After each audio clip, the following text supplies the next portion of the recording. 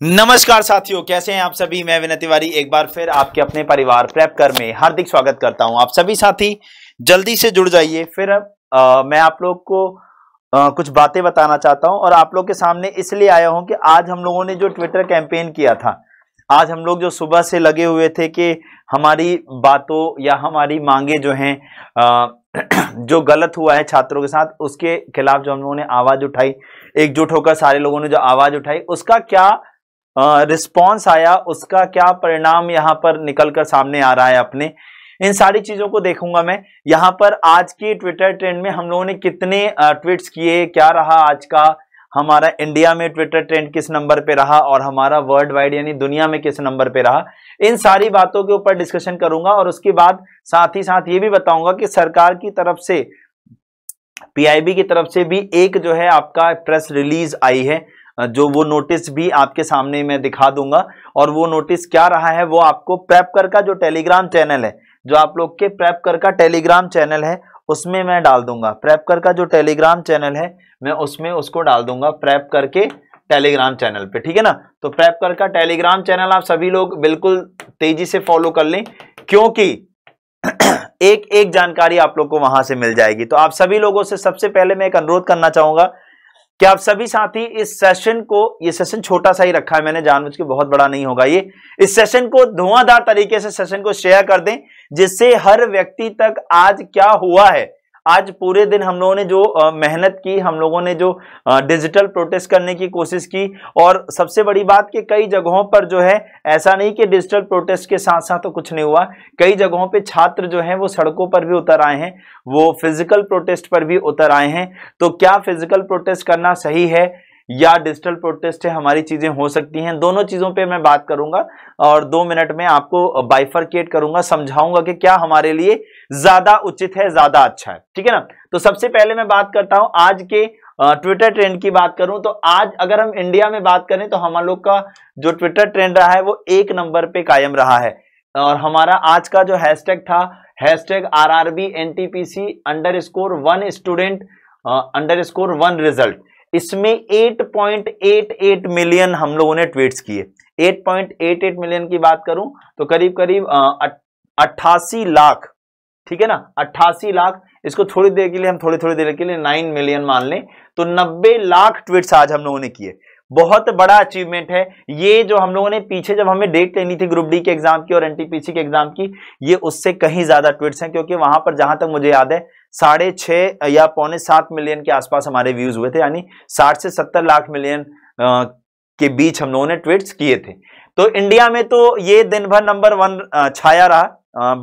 12 बजे के आसपास, ये 11 साढ़े 11 के बीच में ये नंबर 1 ट्रेंड करना शुरू हो चुका था। वैसे सेकंड नंबर पे ट्रेंड कर रहा था। 1 घंटे के अंदर हम लोगों ने 11 से जब पिच मतलब सब मिले और सबने ताकत लगाई, तो ये 1 घंटे के अंदर ही ये फर्स्ट नंबर ट्रेंड किया और 12 बजे से लेकर शाम तक ये काफी नंबर 1 पर ट्रेंड करता रहा। जब हम बात करते हैं वर्ल्ड वाइड, दुनिया में किस नंबर पे ट्रेंड कर रहा था, तो देखिए अगर हम बात करें वर्ल्ड वाइड की बात करें यहां पर, जी बेटा, तो देखिए वर्ल्ड वाइड भी हम लोगों ने ट्रेंड अच्छा किया है। यहां पर देखिए गौर से अगर देखें यहां पर, तो आप लोग का 6 पोजीशन पे हमें दिखाई दे रहा है।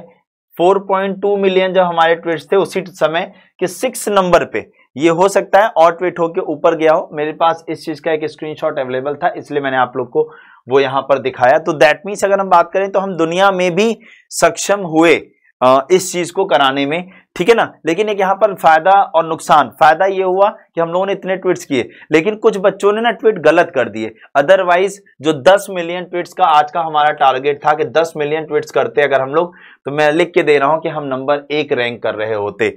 हो सकता है हमने किया भी हो, क्योंकि ये 4 पे था, हो सकता है ये बाद में आया हो, 4 मिलियन के बाद मेरे पास नहीं, जबकि हमने टोटल 9 मिलियन के आसपास ट्वीट्स किए, ठीक है ना। तो हम ट्रेंड नंबर 1 भी किए हो सकते हैं वर्ल्ड वाइड, ठीक है, हो सकता है किया हम लोगों ने। अब चलते हैं, ये बात करते हैं कि आज रेलवे की तरफ से क्या विज्ञप्ति आई है, उसके ऊपर डिस्कशन करें।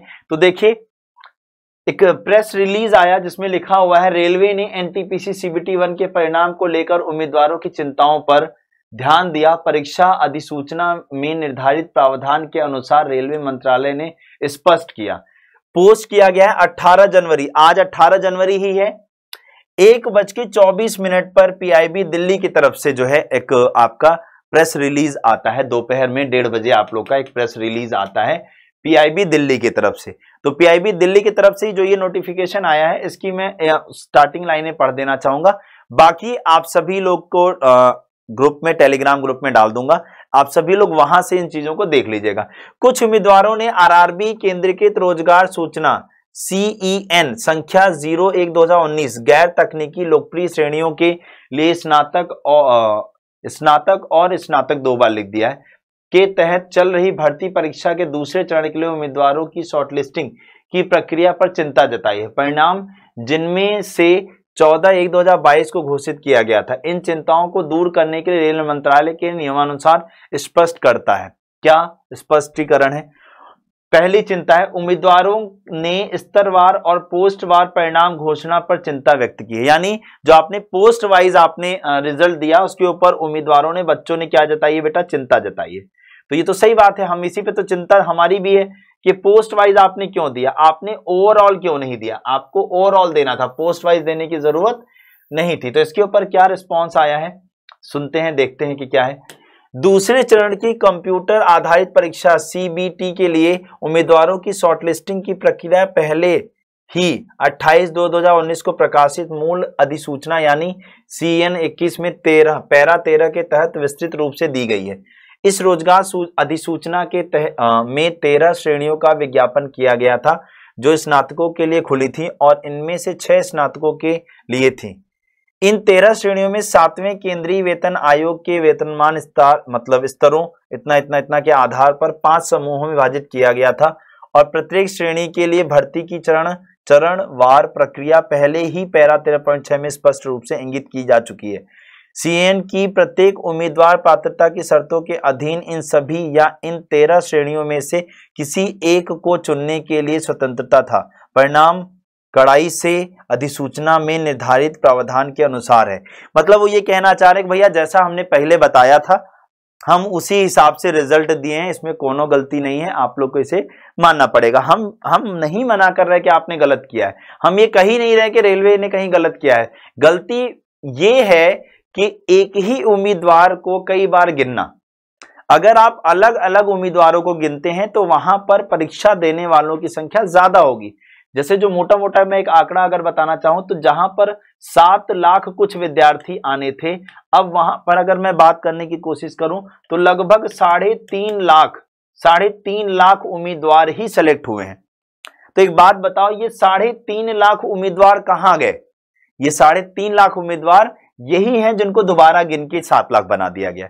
यार ऐसे कैसे कर रही है सरकार? हाँ, उसके बाद ऐसे ही फिर दूसरा आया है 7 लाख रोल नंबर नहीं, 7 लाख उम्मीदवारों की शॉर्टलिस्टिंग होनी चाहिए। ये भी समस्या, एक एक पॉइंट लिखा है जो हम लोगों ने उठाया ना, वो सारे पॉइंट्स इन्होंने यहां पर लिखे हैं। मैं इसको अभी तुरंत आप लोग के टेलीग्राम ग्रुप में डाल दे रहा हूं, आप सभी लोग इसको देख लीजिएगा और इसके ऊपर ध्यान से मंथन कर लीजिएगा। बाकी आगे की क्या रणनीति होती है इसके ऊपर भी आज रात में फिर से सारे शिक्षकों ने जो है एक मीटिंग रखी है। उस मीटिंग के बाद फिर एक निर्णय लेते हैं कि आगे क्या करना है। आप लोग के भविष्य को हमें बहुत चिंता है कि ये जो हो रहा है ये ना हो। हम खुद चाहते हैं कि ज्यादा से ज्यादा उम्मीदवारों को मौका मिले, क्योंकि 85-86 नंबर प्राप्त करने वाले बच्चों का भी सिलेक्शन नहीं हुआ है। इससे ज्यादा चिंता की बात नहीं हो सकती है। तो उम्मीद करूंगा आप सभी लोग इस सेशन को अपने सारे दोस्तों मित्रों तक पहुंचा देंगे, जिससे उन्हें पता चल जाए कि आज हम लोगों ने एकजुटता जो दिखाई है इसका कुछ असर तो हुआ है, स्पष्टीकरण आया है। अभी इस स्पष्टीकरण में हमें बदलाव जो चाहिए वो भी होगा, लेकिन एकजुटता हमें बनाए रखनी पड़ेगी। और मैं आप सभी लोगों से एक अनुरोध करूंगा कि जो लोग फिजिकल प्रोटेस्ट पे उतर रहे हैं थोड़ा सा अपने सेहत का भी ध्यान रखें। इस वक्त समस्या कुछ और भी चल रही है। तो देखिए, मैं ये नहीं कहता कि फिजिकल प्रोटेस्ट गलत है, लेकिन समय अनुसार फिजिकल प्रोटेस्ट सही होता है। अगर ये स्थिति समय के अनुसार नॉर्मल होती तो मैं नहीं कहता कि ये गलत है। आज डिजिटल प्रोटेस्ट ही देख लो, आप लोगों ने 9 मिलियन ट्वीट करा दिए, बहुत बड़ी बात होती है अपने आप में। और हो सकता है हम लोग नंबर 1 ट्रेंड किए हों, उसका भी असर हो सकता है। तो आप सभी लोग बस इसी तरीके से बने रहिए, एक एक अपडेट के साथ मैं आपसे मिलता रहूंगा और आप सभी लोगों के साथ तब तक हम रहेंगे जब तक हम अपनी चीजों को नहीं करा लेते हैं सही, ठीक है ना।